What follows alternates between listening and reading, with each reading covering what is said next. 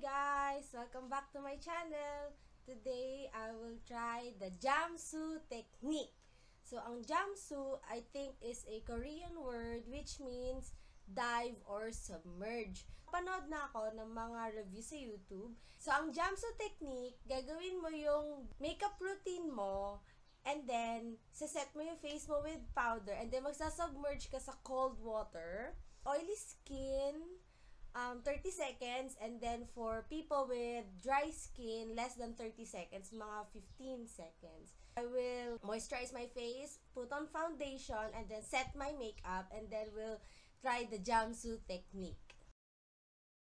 And then for my foundation, I will use L'Oreal Infallible Pro Matte Foundation. Sabi kasi nila, anti-hulas daw ang Jamsu technique. So, titignan natin, i-review natin kung totoo ba siya. After applying the foundation, I will set my foundation using the Nichido Final Powder in the shade Creamy Glow. So, yung napanood kong mga reviews, nag-cake sa kanila, medyo namuo yung powder nung nag-Jamsu technique sila.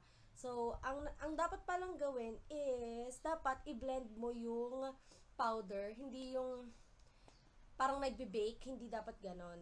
Dapat blend talaga yung powder sa face para hindi siya mamuo. Guys, ito yung mangkok. Mangkok ba tawag dito, te? Bowl. Bowl. Bowl. Bowl na nilagay ko na sa ref yung water. So, yung kapatid ko yung nag-video ay nagta-time. So, 30 seconds. 1, 2, 3.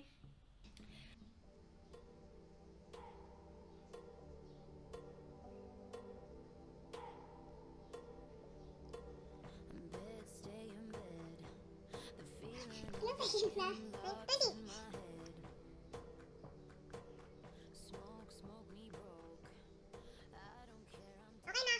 So, after nun, ipapat dry nyo yung face nyo using a towel.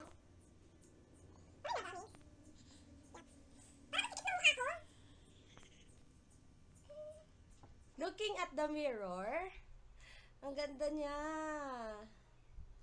Ang smooth niya, promise. Tapos, wala. Parang ang tight sa feeling ng face. Yan. So, I'll just finish the rest of my makeup and then I'll be right back. So, guys, it's now 10:30 a.m. Kung napanood niyo yung video ko, nung nireview ko tong L'Oreal Infallible Pro Matte, 4 hours bago ko kinailangan mag-blot. So, titignan natin kung yung Jamsu technique, nakatulong ba siya sa pag-control ng shine or oil sa aking face. Pabalik ako throughout the day para mag-update. Bye! Hi guys! It's now 3:30 p.m. 4 hours after doing the Jamsu technique.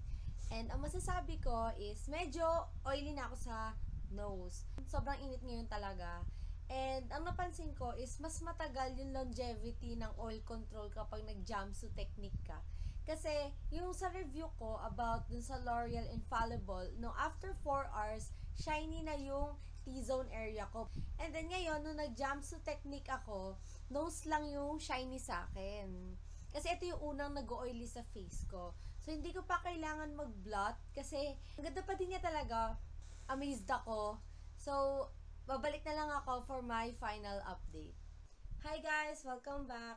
So, it's now 6 o'clock. Almost 8 hours since nung tinaray ko yung Jamsu technique. And ngayon ko lang na-feel na kailangan ko mag-blot. So, mag-blot po na ako. So, ito yung blotting paper ko. So, guys, ang masasabi ko, okay yung Jamsu technique, lalo na sa mga merong oily skin. Kasi, nung nireview ko tong L'Oreal Infallible Pro Matte, nag-oil up ako sa kanya after 4 hours. And kinailangan ko mag-blot. Pero, nung nag-Jamsu ako, almost 8 hours tsaka ako kinailangan mag-blot. So, yun lang guys. Thanks for watching and see you next week. Bye!